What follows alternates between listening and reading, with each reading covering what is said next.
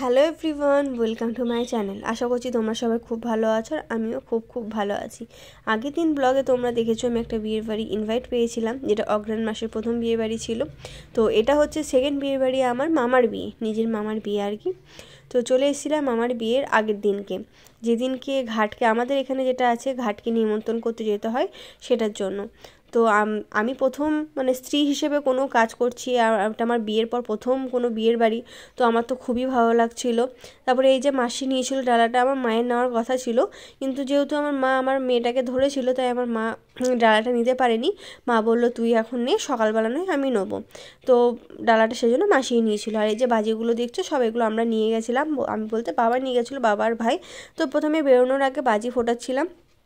আর এটা ছিল জেনারেটার তুবড়ি, যেটা মানে ফাটছিলই না, দিক দিক যেরকম জেনারেটার করে সেরকমই বোমটা ফাটছিল। তারপর কতগুলো বোম ফাটানো হলো, কতগুলো শেল ফাটিয়ে নিলাম। তারপর রাস্তায় যেতে যেতে অনেক বোম ফাটানো হয়েছিল। তারপর শুরু হয়েছিল যেটা আর কি হয়, বাজ না থাকলে নাচ। আমিও তো খুব নেচেছি, কিন্তু কি করব, মেয়েটাকে মায়ের কাছে দিয়ে আমি নাচছিলাম।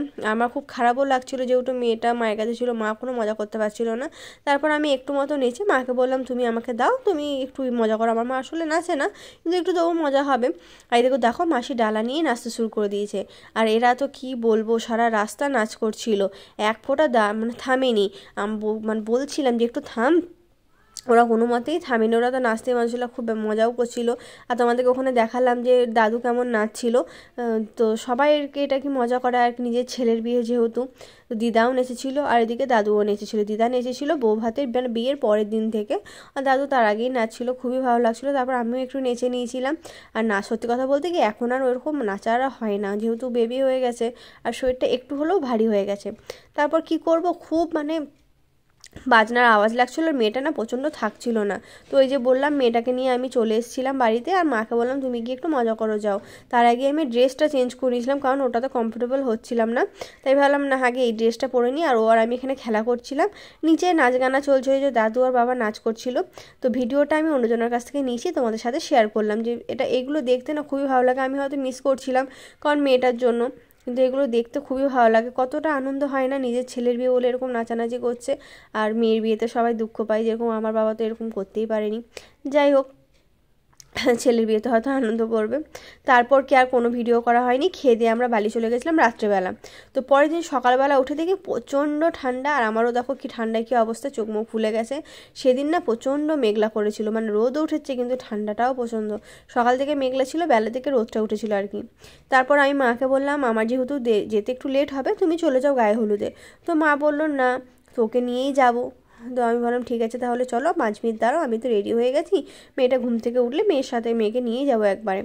তো চলে গেছিলাম সেই হিসেবে। আর দেখো আমাদের যতবার এসেছি না, ওই রেলগেটে আমাদের মানে গেট পড়ে যায়, ওটা খুব প্রবলেম হয়। যতবার এসে বিয়ের বাড়ি এমনিতেই তো লেট হয়ে যাচ্ছে, তারপর আবার রেলগেট পড়ে যাচ্ছে, দেখতেই পেলে কত জ্যাম ছিল। তারপর টিফিন করে চলে গেছিলাম আলতা পরতে। তোমাদেরকে দেখালাম একটা বাচ্চা মেয়ে আলতা পরছে, ওকে দেখো কি সুন্দর মা লক্ষ্মীর মতো লাগছে।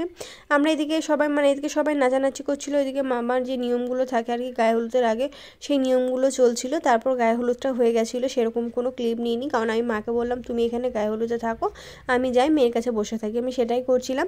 তারপর দুপুরে খাওয়া দাওয়া করছিলাম, এদিকে দিয়েছিল ভাত, শাক, একটা মুগের ডাল ছিল, আর ফুলকপি আলু রোস্ট ছিল। সত্যি কথা বলতে খুবই সুন্দর তরকারি করেছিল, আর একটা মাছ ছিল। আমি বললাম আমার যেহেতু তাড়াহুড়ো ছিল, আমি সেজন্য কোনোরকম খেয়েই চলে গেছি, কারণ বাচ্চাটাকে ধরতে হবে, মা একটু বিয়ে বাড়িতে ব্যস্ত ছিল। তারপর খাওয়া দাওয়ার পর আবার বেরিয়েছিল, যেটা জলটা নিয়ে এসে আর কি ছেলেকে স্নান করায়, সেই জলটা আনতে। তো আমরাও চলে গেছিলাম, আর আমিও নাচানাচি করছিলাম। প্রথমে আমি মেয়েটাকে ধরেছিলাম, মা ডালা ধরেছিল, তারপর একজন এসে বললো তুমি তোমার মেয়েটাকে আমাকে দাও, আমি ধরছি, তুমি নাচো। ও যেহেতু নাচ করছিল না, তো আমি ভাবলাম ঠিক আছে দাও। তারপর সমস্ত নিয়ম আর কি হয়ে গেছিলো যেগুলো গায়ে হলুদে থাকে। তারপর বিকালবেলা বেরোনোর কথা ছিল, মানে বরযাত্রী, কিন্তু বেরোতে হয়ে গেছিলো সন্ধে। আর যেহেতু এখন শীতকাল, তাই 5টার মধ্যে সন্ধে হয়ে যাচ্ছে, কিন্তু বরযাত্রী বেরিয়েছিল 5টা সাড়ে 5টায়। আর অনেক দূরের রাস্তা ছিল বলে অনেকজন তাড়াহুড়ো করছিল, আর যেহেতু অনেক দূরের রাস্তা ছিল সেজন্য অনেক মানে অতজন বরযাত্রী যায়নি, অল্প মতোই বরযাত্রী গেছিলো। বেশিরভাগ ছেলেই গেছিলো, মেয়ে বলতে শুধু মাসি আর মাসির মেয়ে গেছিলো, আর কেউ যায়নি। যে সামনে যাকে দেখছো নিতবর, সে হয়েছিল মাসির ছেলে।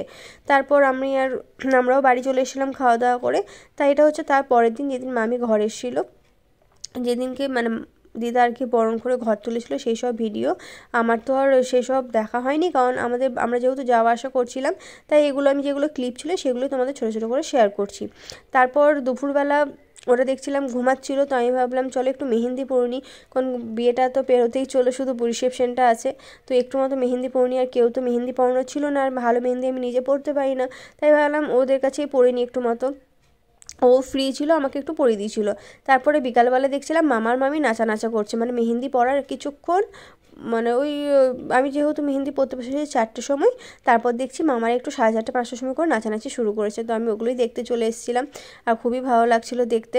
এদিকে তারপরে গান লাগিয়েছিল আর আমরাও নাচানাচি করছিলাম, না সেরকম নাচিনি, তবে একটু মতো নাচানাচি করেছিলাম। এইগুলো হয়তো আর ফিরে পাবো না, কারণ শ্বশুরবাড়িতে গিয়ে তো সবসময় এরভাবে নাচা যায় না, এগুলো মায়ের বাড়িতেই আর কি হয়। তো খুবই ভালো লাগছিলো। আর সেরকম কোনো মানে রিসেপশনে কোনো ভিডিও নিতে পারি না, কারণ এতটা ব্যস্ততার মধ্যে ছিলাম। আমার বরমশাইও ঘুম থেকে উঠতে প্রায় 11:30 12টা বাজিয়ে দিয়েছিল, আর মারা তো সবাই চলে গেছিলো বৌভাতের দিন সকালবেলা। আমি আর যেতে পারিনি, আমি আর যেতে যেতে 1টা বেজে গেছিলো দুপুরবেলা। তো সেরকম কোনো ভিডিওই নিইনি, কারণ মেয়েটাও ব্যস্ত ছিল, মানে মেয়েটাও খুব কান্নাকাটি করছিল দুদিন। আর এই দিন 11টা অবধি ওকে আমরা ঘুমাতে দিয়েছিলাম, যে তুই ঘুমা, যাতে শরীরটা একটু ফ্রি থাকে। সত্যি কথা বলতে বৌভাতের দিন একটু ফ্রিও ছিল, তাই কোনো রকম ভিডিও করিনি, আমরা দুজন একটু ব্যস্ত ছিলাম। মানে মামার বাড়ি পৌঁছাতেও 11টা বেজে গেছিলো।